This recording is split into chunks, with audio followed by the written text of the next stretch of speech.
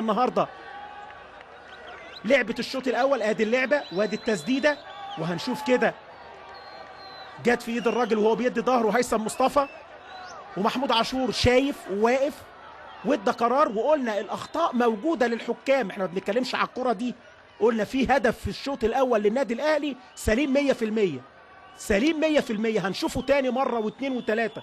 ركلة الجزاء هنشوفها مرة واثنين وثلاثة، انما هنشوف وليد سليمان هيعمل ايه. وليد جول جول جول، هدف اول للنادي الاهلي مع الدقيقة 16. ركلة جزاء وليد سليمان بعد الكرة اللي خبطت في ايد هيثم مصطفى. النادي الاهلي بيسجل من ضربة الجزاء بعد ما اتأزمت عليه الامور في النهايات السليمة من الشغل الجماعي، وجاله اكتر من كرة خطرة النهاردة كانت اقربها لعبة اجاي في الشوط الاول او الرأسية اللي عملها في الشوط الثاني.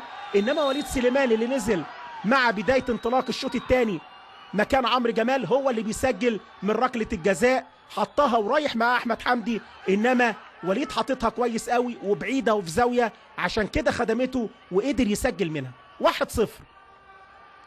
قايم حسام البدري، سيد عبد الحفيظ وطارق سليمان وكل الجهاز الفني اللي كانت المباراة بتتصعب عليهم كل ما وقت